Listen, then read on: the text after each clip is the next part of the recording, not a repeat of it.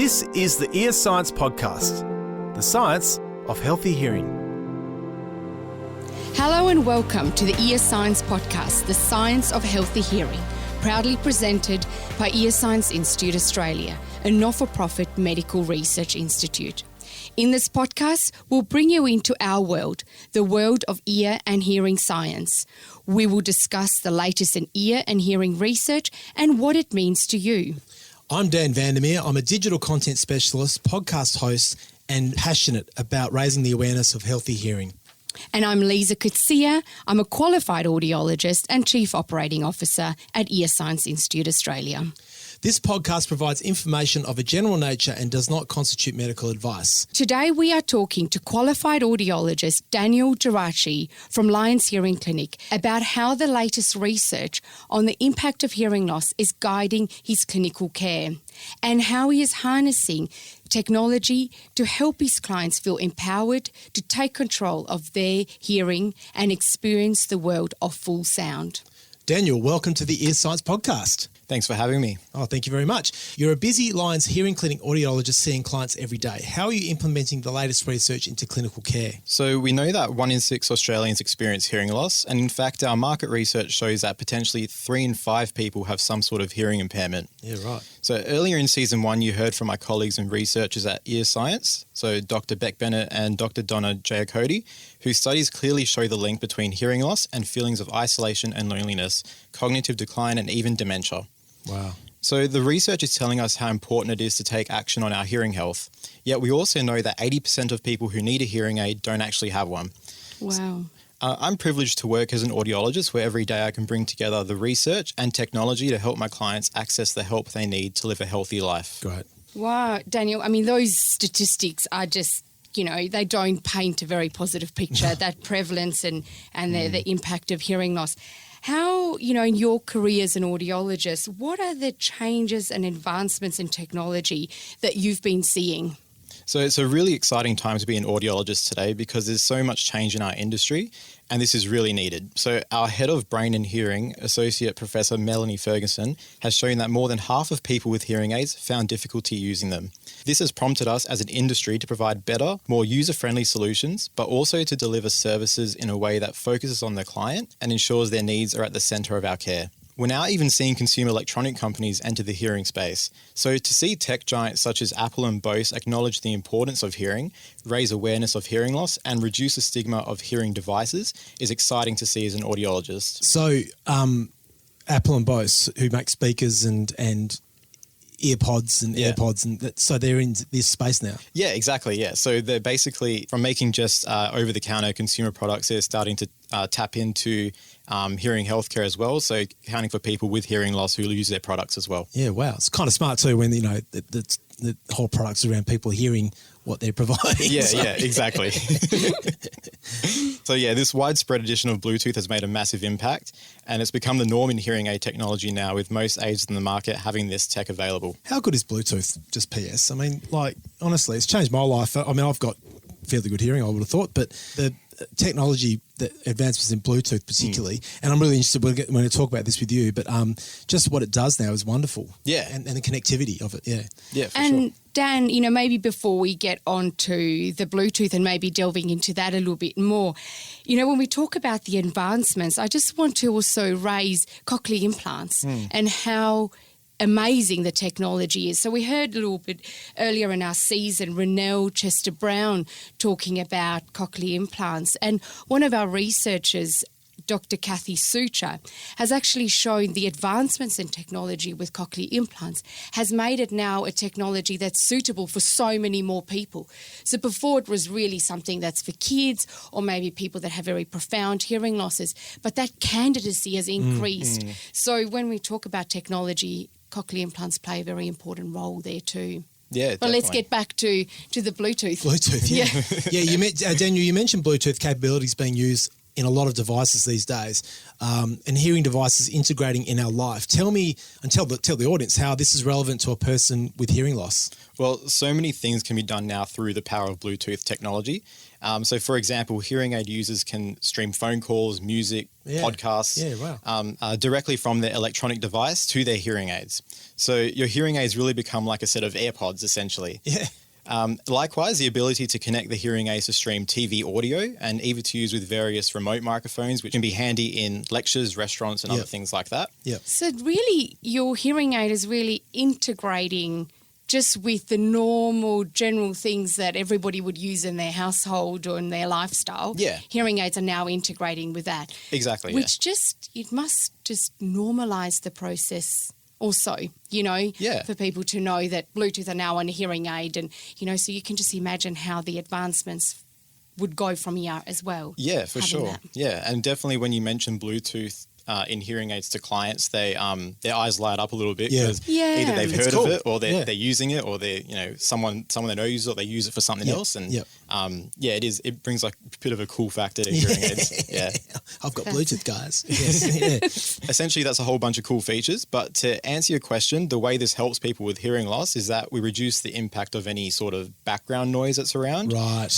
or a distance. So, for example, in the lecture theatre example. Yeah. And we're putting the sound straight into the ears, both at the same time. So rather than just, some of the tech in the old days could go to one hearing aid, you needed a special tool to go to both. Yep. Now we're doing that directly. So it's really cool. So you're basically going from listening in mono, to stereo. Is that what you're saying? Yeah. With that example, yeah. And also reducing that anything in between the speaker and what you're listening to. Yeah. Wow. Awesome. And it does it, because it's through the hearing aids, it does it amplifies to your needs as well. Yeah, great. Yeah. So you can customise it pretty much to your particular situation. Fantastic. And Daniel, as an audiologist, we often have people that come in to us that say they struggle hearing the phone. Yeah. That's often one of their goals, that they want to hear better on their phone where they've got family overseas and things. Does Bluetooth help with that at all? Yeah, so definitely. So by putting the sound directly into your ears, both ears at the same time. From the phone? From the phone, yeah, great. That's right. So phone, computer, if they're Skyping, whatever it might be, as long as it has Bluetooth, it can connect straight to your ears. Daniel, that sounds amazing. The technology has really come a long way and it sounds life-changing. But I know the research is saying people are still taking on average 9 years to do anything about their hearing loss and, to take action. I know Azadeh Brahimi, one of the researchers at Ear Science, has done really groundbreaking research to look at the barriers and drivers. So what makes a person get a cochlear implant or what sort of hinders them from getting a cochlear implant. And her research showed that trust in the clinician was really the biggest driver for somebody to get a cochlear implant. And then sort of lack of referral pathways was one of those barriers. What are you seeing in the clinic day to day? Why do you think that 9 years is still there? Why? This technology is advancing so much. Why are you still seeing that 9 years? Yeah, that's true, Lisa. People do wait on average 9 years to take action on their hearing health, which means that some people are taking even longer. And that's why it's a big focus for us as a research institute to better understand why that is so that we can better help people. We see clients struggling with hearing loss, but they don't want to get hearing aids, and that's because of many reasons. It could be their lifestyle. Yeah. There's that big stigma attached to it. Yeah. It makes it look Your old. grandparents had them and they looked horrible, and but that was 40 years ago. Yeah, exactly. Yeah, that's right. And you get so many people coming in, not those big old things that whistle. Granddad couldn't hear us. Yes. So, they might fear over losing it because it's such an expensive device. It could be all different things. Our Lions Hearing Clinic data shows that 87% of clients who choose to get a hearing aid are actually happy with their devices. Yep. And the research has been proven that getting a hearing aid stimulates our brain, and that reduces the risk of cognitive decline. So essentially, use it or lose it. That's massive. With that part of, particularly in an ageing society where you're going to be worried about keeping stimulated, particularly that's a big thing to think about. Yeah, for sure. Yeah. Yep. And I just, 87% of people are happy once they, get a hearing aid, and people are still waiting. So we really need to make sure, and hopefully the podcast will do it, and we raise that awareness and get more people talking about their hearing health. Yeah, that's right. Yeah. There's lots of things that manufacturers are trying to do, hearing aid manufacturers, Right. that we try and support them with. Yep. That's offer different styles of hearing devices. So one of For those different lifestyles. Exactly. basically, Yeah. So Yeah. So everyone's different. Everyone's Yeah. got different values, different lifestyles. Yeah. One of those, an example is the Lyric, and that's a device that can be worn 24/7. Sits deep in the ear canal, so you can go about your daily life. No management on a day-to-day right. basis. Fantastic. Simply need to get it changed every 6 to 8 weeks. Yeah, right. So that's an option for Yeah. some. So there's no battery changing. No. You can't see it at all. It's really an invisible device. That's right. Yeah. That's an obstacle for people, just still Yeah. that stigma of Yep. wearing a hearing aid and somebody think, Yep. I'm old if I wear a hearing aid. Yeah. It takes that away. It shouldn't be the way we think, but some people unfortunately still do. So Lyric is a great option. Yeah, for sure. And it's funny how people, for people who can't see, they're quite happy to go and get glasses.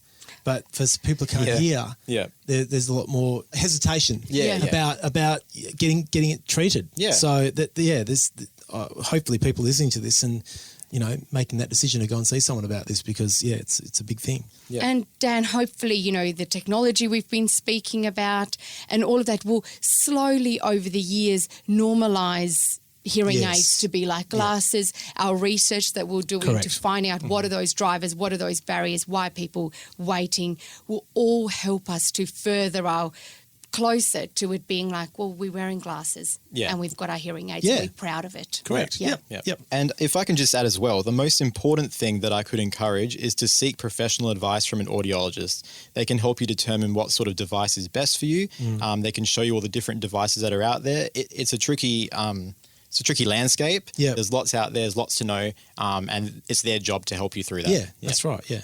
Is there a hearing device that tunes out kids nagging and screaming? That's what I want to know. Yeah, I get asked that a lot. Sorry, Captain Cliche over here, but I'm that's very much in my wheelhouse at the moment. We'll get the research team onto it. Daniel, you spoke about general consumer electronics entering the hearing space. So what are you seeing with these devices and what role do they play?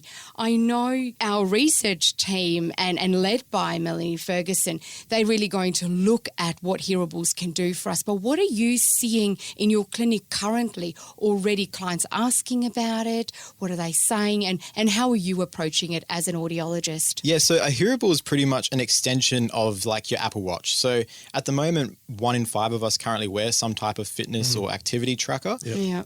And these sort of trackers, likewise with hearables, they have biometric measurements, which essentially measure the body and different physical characteristics.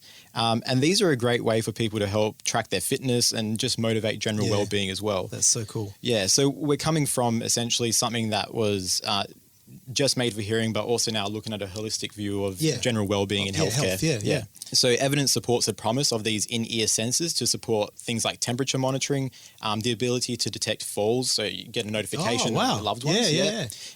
Monitoring blood pressure and heart rate, your step counts, and even things like standing time. Yeah, cool. Yeah. And Daniel, are you seeing that technology in hearables or are you seeing that in hearing aids as well? Yeah, no, they're definitely around in hearing aids as well. Okay. So it's not something that you can only get in a hearable, and there's not things you can only get in the hearing aid in terms of that technology. It's very much widespread now. Different manufacturers will have different features, but essentially they're available on both types of devices. Wow. Hearables are great for some people. They're one of the many devices you can choose from. So you got your hearables, your hearing aids, your cochlear implants. Yep. Depending on your type of hearing loss or the nature of your hearing loss or what difficulties you're having, you might benefit from one thing over another. At the end of the day, the best thing you can do, like we talked about a few times now, is talk to your audiologist, get a hearing test, find out the type of hearing loss you have and take it from there. Yep.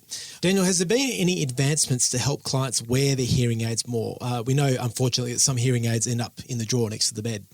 Yeah, so if a client's struggling with their hearing aids, we encourage them to come back to us and we can make some adjustments and, fine-tune what they need. Sometimes people don't do that and they put the hearing aid in the drawer. So nowadays we've got a couple things that we can use. So one of them is remote adjustments. So that's the ability for our client to sit at home in the comfort of their bed or their lounge, whatever it might be, and we can make adjustments in real time whilst having a chat to them from our office. Really? So what, you can be talking to them remotely. And, Yeah. Oh my God, that's fantastic. Yeah, exactly. Yeah. So I love that. especially in these sort of uncertain times Yeah. with COVID lockdowns and things like that, it's been really useful. Perfect, yeah. But also for people who are falling off the wagon a little bit or, need a bit of motivation, it's helpful. Yeah. Another thing that we can use is something as simple as data logging, which is tracking your hourly usage of the hearing aids. Wow. It's a little bit like wearing a pedometer. So Yeah. we all know how much more we walk when we're wearing a pedometer. So You're getting judged. exactly, yeah. Daniel, on that remote adjustments, a way that I've also seen that work really well, especially as it relates to the question of the hearing aid in the drawer, is a client that continually comes in, they come in and see us, they want an adjustment to hear in their favourite restaurant or to hear their grandkids, and we make the best adjustment to what we can in that situation because they're explaining the environment. But what this technology now has allowed us to do is we can have that client sit with their grandkids and go, okay, now you tell me what's going on there. That's I'll right. make the adjustment and you can see if that works.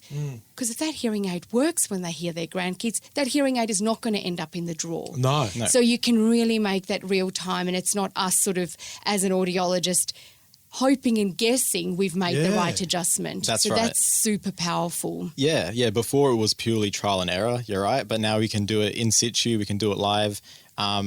There's also other things we can do using that same idea, and that's a lot of these hearing aid manufacturers have apps where people can make live adjustments themselves. Oh, yeah, right. Which means there's a greater client empowerment as well. So they have control over their hearing loss, and they feel good about themselves, which is great. That is so cool. That's so cool. And Dan, that empowerment piece is so important. And Beck did some research on hearing aid handling. Yeah. So she showed that, and that's one of the ear science researchers showed that if people can't manage the hearing aids, changing batteries, cleaning the device, they don't wear their device. So she's actually developed a questionnaire that we as clinicians can use or we can send out to the clients, which takes them through those steps to actually learn how to do those effectively. And that has significantly increased the if you want to call it, adherence to wearing their devices. Yeah. So, Daniel, clearly you're dedicated to supporting clients experiencing hearing loss, which is fantastic. Why did you become an audiologist? What was the light bulb moment for you? So I used to actually work as a personal trainer. I was an exercise scientist. Thanks. I don't know about that anymore. So I've been helping people, with healthcare. I've always enjoyed that. Through a different type of rehab, but it came to a point where it wasn't really for me anymore, and I wanted to look into doing something else. I did some work placement at a hearing clinic, and I saw the combination of assessment, rehabilitation, seeing the progress and the goal setting, but the technology as well. And the technology, like the aspect of actually being involved in that, because I've always had an interest in technology, and putting all those together really caught my interest. Applied the same week for the course, and that was it. Awesome. Yeah. So good, Daniel. And do you have a client story to share? Maybe one of your favourite client stories now that you are in this field where you're helping people and you're using the technology and the services to help people? Yeah, definitely. I've actually got one, a person that I just saw recently. The first assessment that she came in for, she didn't say a word the whole time. She came with her husband. Her husband did all the talking for her. I just she wasn't sure about a hearing aid. I suggested a trial. She came back for her review. She had her husband, her daughter, and her grandson there, and she was leading the conversation. She was talking the whole time, and I mentioned to her, "You seem a lot more confident now to have a chat with me." And she was like, "Oh, I can hear everything you're saying." That's awesome. awesome. So that was really nice. And it was. It was just a matter of choosing the right hearing aid for her, choosing the correct technology to match her lifestyle, and it was perfect. She loved it. And she did the right thing. She went and saw an audiologist, Yep. got assessed and treated the way it went the right way. Yeah, that's fantastic. right. Yep. So, Daniel, this is really inspirational, your story you've shared, the technology that's available. So as an audiologist, what would the key takeaways that you would like to share with our listeners regarding hearing technology? So I want everyone to know that there are all different options available. There's different things for different people. And it's important to trust the science and speak to a qualified audiologist because they can help you navigate, they can help you find what's best for you, and most of all, they can check your hearing to begin with. So that's the first step.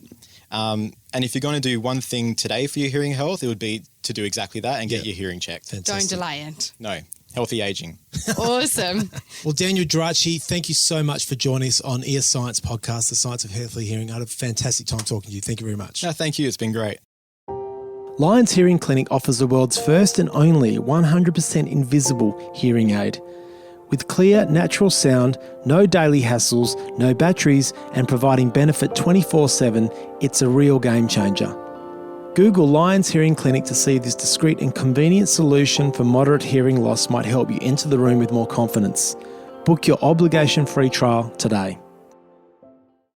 That concludes Season 1 of the Ear Science Podcast, The Science of Healthy Hearing. If you have enjoyed Season 1, let us know by rating and reviewing this podcast or share it with a friend or family member. Ensure you are subscribed so you'll be the first to receive future episodes. To view this episode with captions, visit the Ear Science YouTube channel or our website earscience.org.au/podcast. To suggest a topic for Season 2 and for more information and links to all the research papers on this topic, visit our website earscience.org.au/podcast. The producer of the Ear Science Podcast, The Science of Healthy Hearing, is Emma Ireland, with sound engineering and editing by Daniel Vandermeer. We acknowledge the traditional custodians of the land we're recording this podcast on, the Whadjuk people of the Noongar Nation, and the land on which you are listening from. We pay respects to their elders past, present and emerging.